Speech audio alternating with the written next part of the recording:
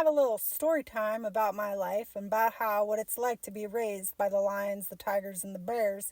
And we're going to kind of get to see what it's like to be the righteous on the planet Earth and how this whole shit show goes because the Brendas in the back row don't really seem to comprehend it. So I was raised by an Irish Catholic family in Kentucky. If you don't know jack shit about Kentucky, Kentucky is the sort of place that people have a spine and they have righteousness and they actually stand up for the values that they believe in with their mouth, and they put their mouth where their money is, and they actually put people in their place that are a fucking moron. So there's step one. I was raised in an Irish Catholic family. For those of you who don't study your country and study what goes on in your country, the area of Kentucky and that little area right there was settled by the Irish Scottish, and they call it the Kentucky Rose. They call women from that area of the country the Kentucky Rose because we don't let people walk all over us and we actually stand up and say something. And usually sometimes when we're abused because we are that type of personality, we don't always have the best ways of standing up for ourselves, but we certainly get enjoyment out of standing up for other people. So, high school, I went to 8 years of Catholic school, and then my parents couldn't afford Catholic school for high school, so I went to Grant County, Kentucky High School for 2 years, which is basically like shithole county high school with the rednecks and the retards. And so my parents real hot quick realized that was going to really not make it good for me to get into any good college. But there was something really valuable that I learned at going to Grant County High School. You know who befriended me and protected me at Grant County High School? Was the kids that were kind of considered the little thugs or, whatever. They weren't the thugs in real life, but, the people that were considered the ruffians of the school took me in under their wing and protected me as a little Catholic girl and didn't let people mess with me. So I learned something in that scenario that the tough got to protect the weak. So then my junior and senior year, my parents switched my schooling into St. Henry District High School in Erlanger, Kentucky. And on our senior retreat, there was a girl, Lindsay, who stood up and cried her eyes out and said she'd been there since like 6th grade and she didn't like any of these people because they'd all bullied her and outcast her and estranged her because she wasn't there since 1st grade, and she said they were all rotten assholes and she wasn't graduating with one single friend and didn't want to see any of these people again for how they'd treated her and how disgusting it was for such a Catholic school to be acting like this. I felt pretty much the same way, but I just thought it was because I came in at junior year. I didn't know people came in at 6th grade and felt the exact same way because this girl never told me her story. But for me, my story was a little bit different. I kind of maneuvered my way in and people took me as their protector, and I'll tell you why. Because there was a little short girl that took me in as her friend, Heather. She took me in as her friend, and I knew why. I figured out why later. Because I was taller, and she kind of knew that I was tough. I might not always show that I'm tough. I'm very quiet and meek and humble half the time. But when my toughness comes out, it comes out. And we went bowling one night, and these two bitches were wearing nothing but street clothes and looking like street hookers. And they came into the bowling alley, and I said such to them. They weren't 5 feet away. And I was like, what are these hookers wearing? And I'm not ashamed about it. If they want to dress like that, then that is their prerogative. I'm also allowed to state my opinion about it, Brenda.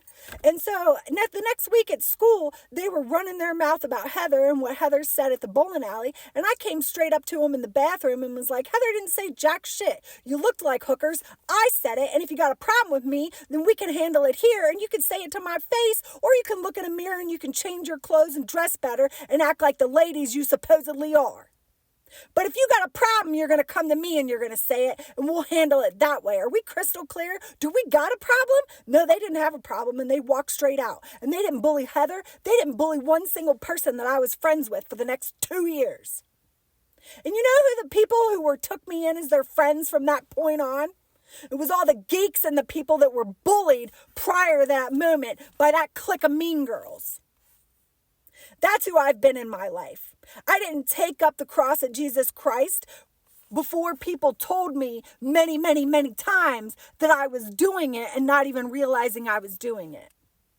My grandmother on my father's side, my grandmother Esther, my good grandmother, I had an evil grandmother and a good grandmother. My good grandmother, Grandmother Esther, used to tell me, you're just like your father. And your father wanted to be a priest. He wanted to be a Catholic priest. And she used to say this to me, and it didn't really click with me that she was kind of talking over me, that I was a disciple of God and didn't really know it.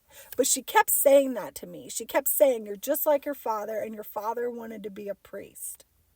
And she would always say that to me.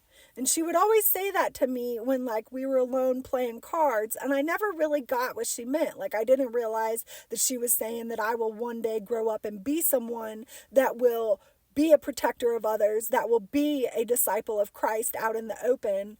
It didn't really click with me until much later in life when people started saying it over me. It wasn't that I was going around saying that I am chosen or I am a disciple of Christ. I wasn't out passing out Bibles on the corner. I had people say it to me from all over the globe, from the places that I have lived. I have had a lady from Pakistan say it to me. I've had Chinese people say it to me. I've had Mexican people say it to me. I had a man from London say it to me. I've had people from all over the globe say it to me. Because I've never had a problem with anybody on the planet that I've been able to interact with. They've never called me a redhead witch or redhead bitch or redhead problem of any sort, except for toxic people of my own tribe.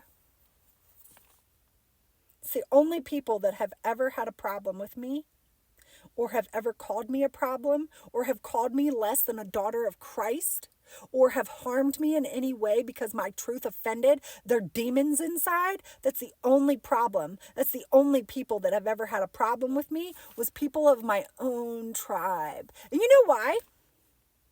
Because they thought because of this, they could treat me like I was down here with these people on this level. And what they didn't know is that most of my friends are from this level down here.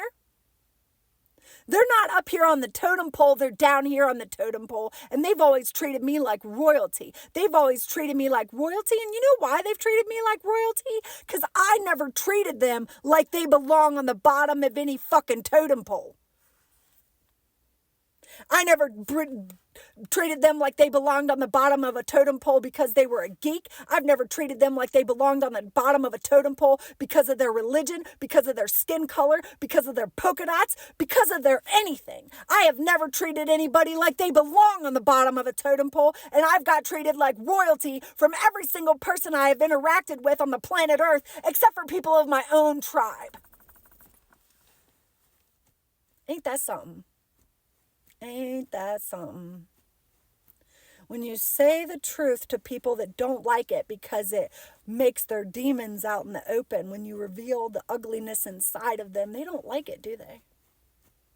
It makes them accountable, and it makes them have to face shit that they would actually have to evolve from. No, I never woke up and said I was chosen. I'm not a narcissist. I had people speak that over me my entire life before I actually started in the last few years to realize this is something that God has actually appointed me to do. It took a very long time and a lot of abuse to get there. You can trust me on that. But I had people speak it over me. Black people, Mexican people, Chinese people, a woman from Pakistan.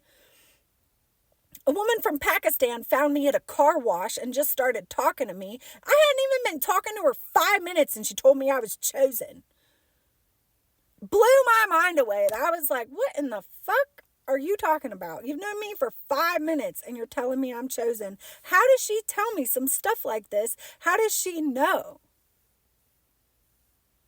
How did any of the people know when my entire life, the people of my own tribe always taught me like I belong down here on the totem pole because they don't like how I say truth. It offends their demons. But I never treated anybody like they belong on the bottom of a totem pole.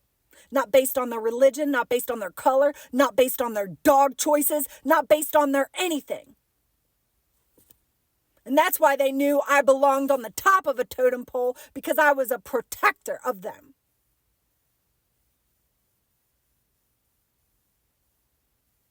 Just because truth tellers reveal the ugliness inside don't make the truth teller the problem. It might make the people with the ugliness inside the problem.